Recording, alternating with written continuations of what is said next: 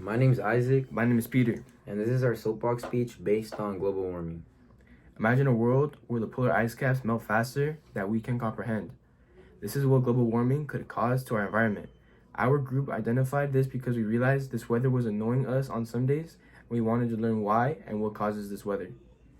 The reason why this is such a big problem is because soon enough we won't be able to survive against this horrible climate.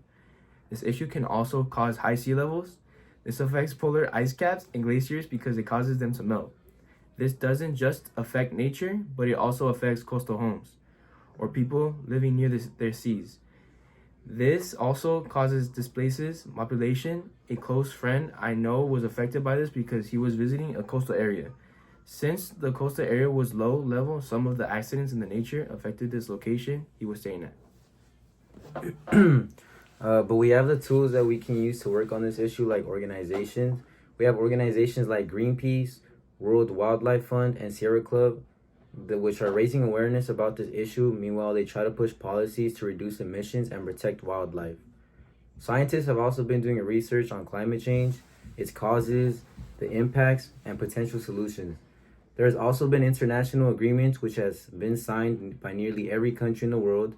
These agreements aim to limit global warming to well below 2 degrees Celsius above pre-industrial levels and pursue efforts to limit the temperature increase to 1.5 degrees Celsius.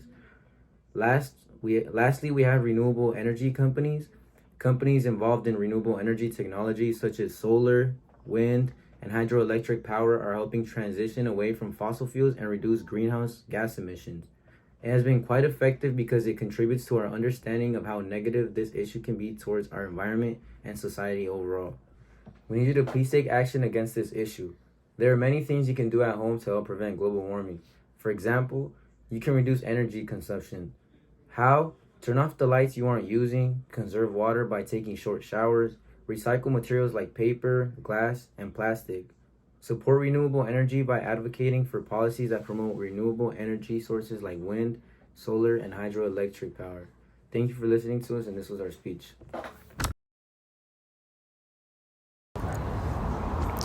Increasing concentrations of greenhouse gases lead to an increase of both average and extreme temperatures. This is expected to lead to an increase in deaths, illness from heat, and a potential decrease in deaths from cold, particularly for a number of communities, especially vulnerable to these changes, such as children, the elderly, and economically disadvantaged groups. Loss of internal temperatures can control and can result in cascade of illnesses, including heat cramps, heat exhaustion, heat stroke, and hypothermia. Extremes can also worsen chronic conditions and cardiovascular disease, respiratory disease, cerebrovascular disease, and diabetes-related conditions. One of the impacts of global warming is air quality. It changes in the climate affects the air we breathe, both indoor and outdoor. The changing climate has modified weather patterns, which in turn have influenced the levels and location of outdoor air pollutions, such as ground level ozones and fine particulate matter. Increasing carbon dioxide levels also promotes the growth of plants that releases airborne allergens. Finally, these changes to outdoor air qualities and aero allergens also affect indoor quality, as both pollutions and aero allergens infiltrate homes, schools, and other buildings. Poor air quality, whether outdoors or indoors, can negatively affect the human respiratory and cardiovascular system. Higher pollen concentrations and longer pollen seasons can increase allergic sensation and asthma episodes, and their nearby limit productivity at work and school. Climate change projections show that there will be continuing increases in the occurrence and severity of some extreme events at the end of the century. Some regions of the United States have already experienced costly impacts in terms of both lives lost and economic damages from observed changes in the frequency, intensity, or duration of certain extreme events. While it is intuitive that extremes can have health impacts such as death or injury during an event, health impacts can also occur before or after an extreme event, as individuals may be involved in activities that put their health at risk, such as disaster preparation and post-event cleanup. This issue also impacts the people by affecting the food safety, nutrition, and distribution. The impacts of climate change on food production, prices, and trade for the United States and globally have been widely examined in the recent report, Climate Change, Global Food Security, and the U.S. Food System. An overall finding of that report was that climate change is very likely to affect global, regional, and local food security by disrupting food availability, decreasing access to food, and making utilization more difficult. There are two overarching means by which increasing carbon dioxide and climate change alter safety, nutrition, and distribution of food. The first is associated with rising global temperatures and the subsequent changes in weather patterns and extreme climate events. Current and anticipated changes in climate and the physical environment have consequences for contamination, spoilage, and the disruption of food distribution. The second pathway is through the direct CO2 fertilization effect on plant photosynthesis.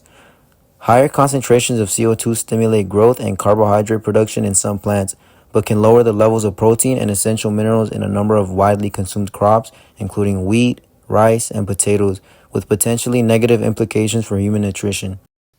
The fifth issue that impacts people is vector-borne diseases. Climate change is likely to have both short and long-term effects on vector-borne disease transmissions and infection patterns, affecting both seasonal risk and broad geographic changes in disease occurrences over decades.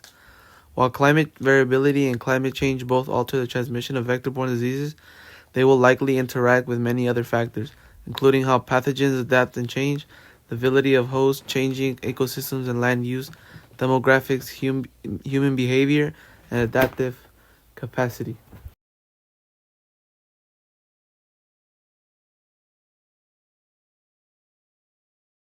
Do you know what global warming is? And if you don't, what do you think it is? From what I've heard, global warming is like the drastic changes in temperature that affect the atmosphere and wildlife. Well, I think global warming could be like the droughts that can happen or any pollution that can go into the air. I do know what global warming is, and global warming is when carbon dioxide gets into the atmosphere, which from vehicles and especially from factories. How do you think global warming negatively affects you or anyone around you? I think it affects us because the weather can be on and off, and it decides whether we can stay out or stay inside for safety reasons. It increases the risk of illnesses and diseases that could cause people to get sick. It increases more illness and death. What can you do in your community to prevent global warming? I think we can all begin by doing the basic stuff and picking up after ourselves. Recycling. By saving water, picking up after yourself.